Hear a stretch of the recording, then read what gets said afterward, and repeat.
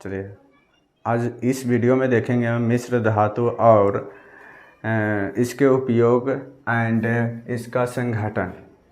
ठीक है, देखेंगे कि मिश्र धातु में पीतल अगर हो, पीतल क्या चीज़ से बनते हैं, इसका संघटन क्या, कितने परसेंट कॉपर होना चाहिए। तो 70% कॉपर होना चाहिए और जिंक के 30% होना चाहिए।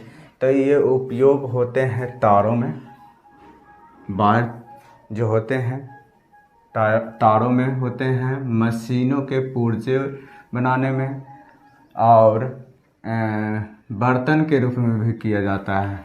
देखते होंगे कि ये पीतल का बर्तन, बहुत सारे पीतल के बर्तन बनते हैं, इसलिए इसका संघटन कॉपर का एंड जिंक का, कॉपर का 70% और जिंक का 30% होते हैं। तो ये बनता है तांबा, तार बनता है। ठीक है, कांसा का मिश्रण देखेंगे। कांसा जो बनते हैं तो कांसा का मिश्रण किस किस धातु से बनकर मिलते हैं।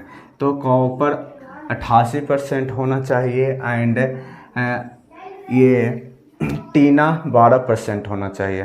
कितना परसेंट होना चाहिए? टीना 12% होना चाहिए। ये बर्तन के रूप में किया जाता है, उपयोग किया जाता है, अब मूर्तियाँ बनाने में किया जाता है। ठीक है, ये जान रहे हैं। कृत्रिम सोना, कृत्रिम सोना जो होते हैं, कॉपर 90% और एल्युमिनियम 10% होते हैं। कॉपर का 90%, एल्युमिनियम 10%, ये 100% हो जाने के बाद ये कृत्रिम सोना कहलाते हैं।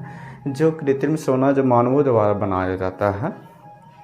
ठीक है, ये आभूषण में भी उपयोग किया जाता है तथा मूर्तियों बनाने में भी किया जाता है। देखते होंगे कि मूर्तियाँ सोने के भी बनते हैं, इसलिए मूर्तियों में भी बनाने के ये किया जाता है।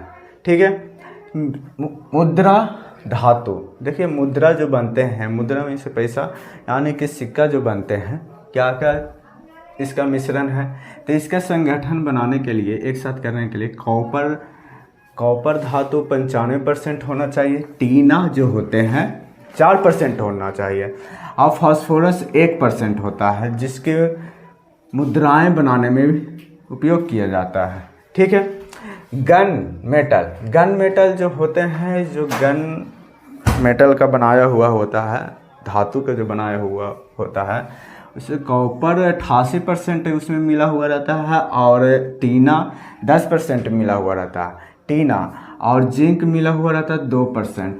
जिंक का मिश्रण होता है 2%। ये तीनों मिश्रण कॉपर, टीना एंड जिंक का मिलाकर ये बनाते हैं बंदूक। क्या बनता है? बंदूक बनता है।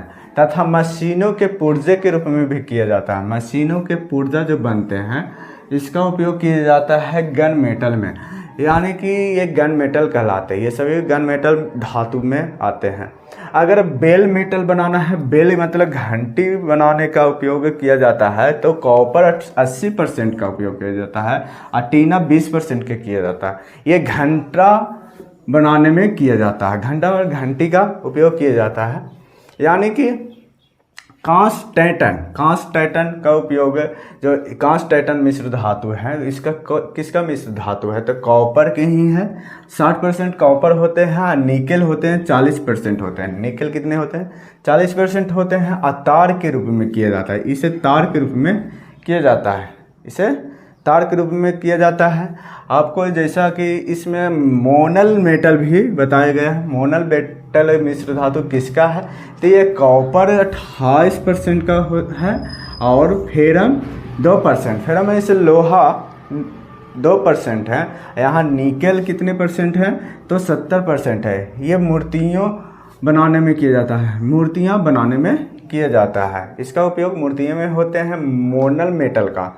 ठीक है, जर्मन सिल्वर का उपयोग होता है बर्तन बनाने में या मूर्तियाँ बनाने में। इसे भी मूर्तियाँ बनाने में या बर्तन बनाने में उपयोग करते हैं, जिसमें जर्मन सिल्वर होते हैं जो कॉपर 50 से 60 61.6% होते हैं। 50 से 61.6% के होते हैं। मैग्नीज होते हैं 19 से 17.2% तक होते हैं। ठीक है, 19 से 17.2% तक होते हैं, मतलब कि 19 से 17.2% ये बर्तन में उपयोग किया जाता है और मूर्तियाँ बनाने में किया जाता है। मशीनों के पुर्जे बनाने में उपयोग किया जाता है किस मिश्र धातु का था पूछेगा, किस मिश्र धातु का? डच मेटल का। डच मेटल का उपयोग किया जाता है। डच मेटल में ना, डच मेटल में आपको ये समझना है कि आपको क्या क्या चीज़ में उपयोग किया जाता है। तो ये बनाया जाता है ये 3 धातु, ये 2 धातु से। कितने धातु से? 2 धातु से। ये देखिएगा 3 धातु है। यहाँ निकेल 30 से 21.1%, कॉपर 80% एंड जिंक 20% होते हैं। ये डच मेटल कहलाते हैं। डच मेटल यानी ये मशीनों के पुर्जे बनाने में किया जाता है। मशीनों के पुर्जे बनाने में किया जाता है। अब यहाँ जानेंगे कि मैग्नीशियम का उपयोग एल्युमिनियम 95% और यहाँ मैग्नीशियम 5% होते हैं। तो ये दोनों मिलाकर ये मिश्र धातु मैग्नीशियम है, मैग्नीशियम का मिश्र धातु से बनते हैं। वायुयान या जहाज बनाने में किया जाता है। वायुयान या जहाज बनाने में किया जाता है। ठीक है। जहाज का जो मेटल जो बनते हैं इस किस मेटल से बनते हैं? तो मैग्नीशियम के मेटल से बनते हैं। या नाइक्रोम नामक एक जो बल्बों में नाइक्रोम होते हैं, बल्ब का फिलामेंट जो पहले बल्ब का शीशा का बल्ब था, खोखले बल्ब जिसमें फिलामेंट जोड़ा हुआ रहता है, वो नाइक्रोम का था।